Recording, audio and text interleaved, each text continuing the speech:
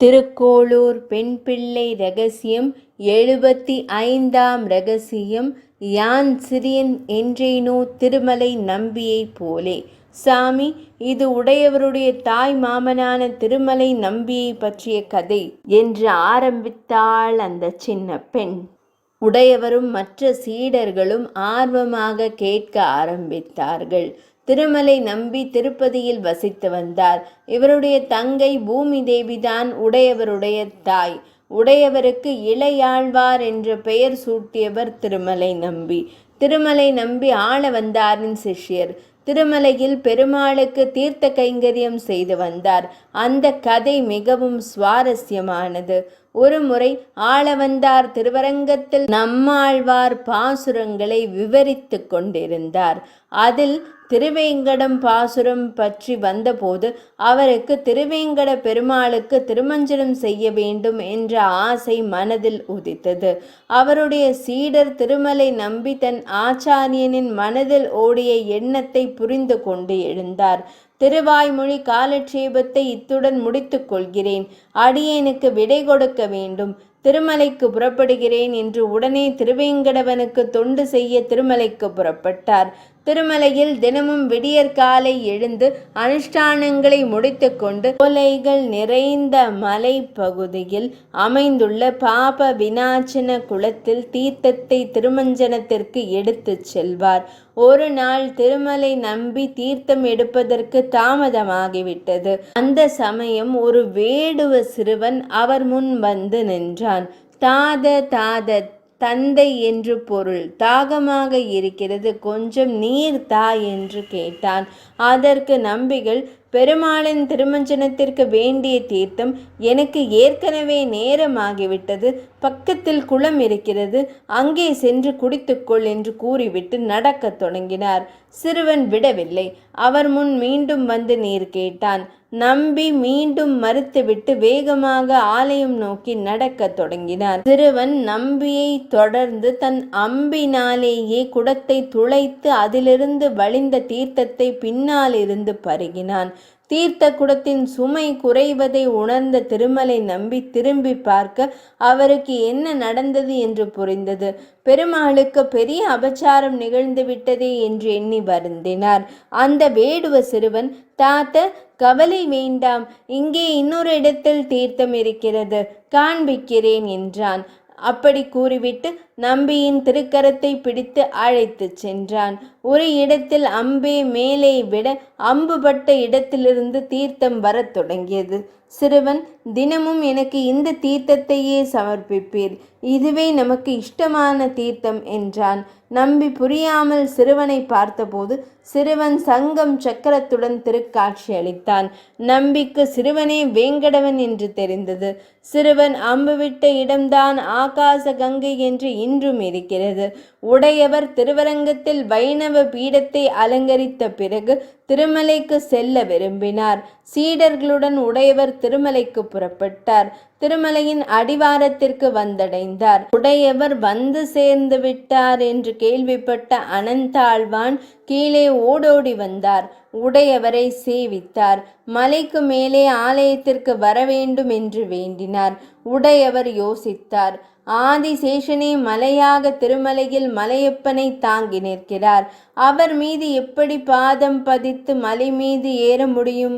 அது மட்டுமில்லை, நம்மாழ்வார் திருவேங்கட மலையே தனது உடல் என்று கூறியிருக்கிறார். நான் எப்படி அதன் மீது காலடி வைப்பேன்? அது தகுமோ என்றார் உடையவர்.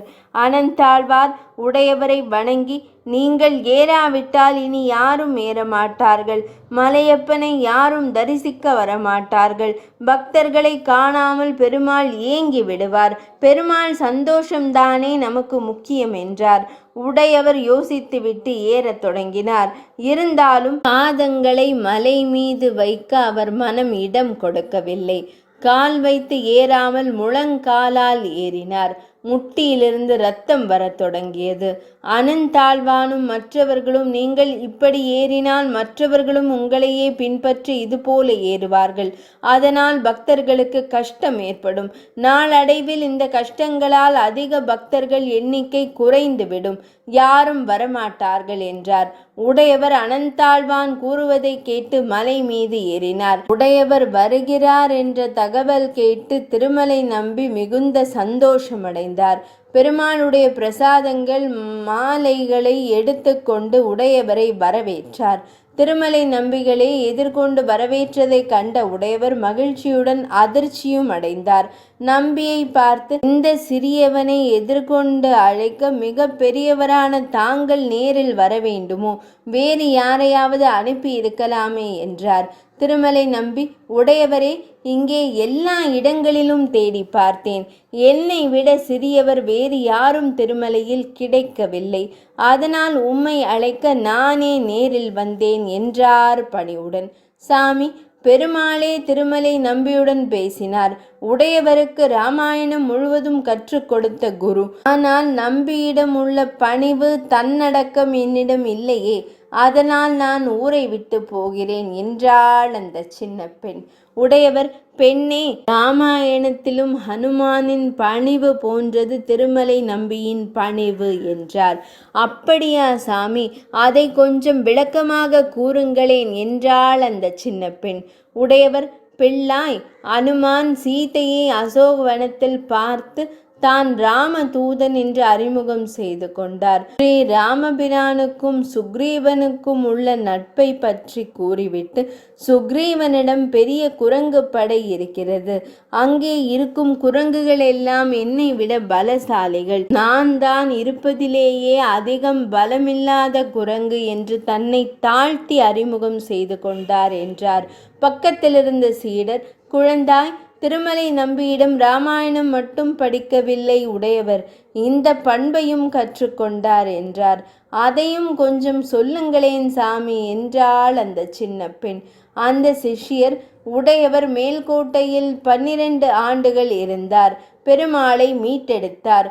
கோயில் கட்டி உற்சவங்களை ஏற்பாடு செய்தார். அப்போது ஆலயத்தில் யாருக்கு முதல் மரியாதை என்ற பேச்சு வந்தது. உடையவர் சந்நியாசி, யதிராஜர், பெருமாளை கண்டுபிடித்து கொடுத்தவர். அவருக்கு ஆலய மரியாதை முதலில் கொடுக்கலாம். அவருக்கு பிறகு உள்ளூர் மக்கள் தங்களுக்கு மரியாதை வேண்டும் என்று ஆசையை வெளிப்படுத்த உடையவரை சார்ந்தவர்கள் முதலில் உடையவருக்கு மரியாதை, அதற்கு பிறகு முதலியாண்டானுக்கு பிறகு உள்ளூர் மக்கள் வாங்கி கொள்ளலாம் என்றார்கள். உள்ளூர் மக்கள் இந்த பேச்சுவார்த்தையை பற்றி உடையவரிடம் கூறி, உங்களுக்கு அடுத்து மரியாதை எங்களுக்கு கிடைத்தால் நன்றாக இருக்கும். ஆனால் உங்கள் தரப்பில் இருப்பவர்கள் உங்களுக்கு அடுத்து முதலியாண்டான் என்கிறார்கள். நாங்களும் இந்த கோயிலுக்கு தொண்டு புரிகிறவர்கள் தானே என்றார்கள். இதற்கு உடையவர், கவலைப்படாதீர்கள், நாளை காலை ஆலயத்திற்கு வாருங்கள் என்று அவர்களை அனுப்பி வைத்தார். மறுநாள் காலை பெருமாள் பூஜையெல்லாம் முடிந்து எல்லோரும் தீர்த்தம் பிரசாதம் வாங்கிக் கொள்ள கூடினார்கள். வரிசையாக நின்று கொண்டனர். உடையவர் வரிசையில் கடைசியில் சென்று நின்று கொண்டார். முன் வரிசையில் நின்ற முதலியாண்டானை பார்த்து, முதலியாண்டான், நமக்கு அடுத்து உமக்கு தீர்த்தம், என் பின்னாடி வாரும் என்று அழைத்தார்.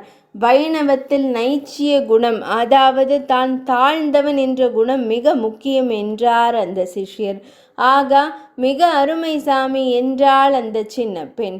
பக்கத்தில் இருந்த இன்னொரு சிஷ்யர், பெண்ணே, மாமா ஆகாச கங்கையிலிருந்து நீரெடுத்து வந்தார். அவருடைய மருமானான உடையவர் காஞ்சியில் சாலை கிணற்றிலிருந்து நீரெடுத்து வந்தார். இருவருக்கும் பெருமாளே வேடுவ வடிவத்தில் வந்தார் என்றார். உடனே அந்த பெண், நீரில் குதித்தேனோ கணபுரத்தாளை போலே என்றார். 75ஆம் ரகசியம் நிறைவடைந்தது.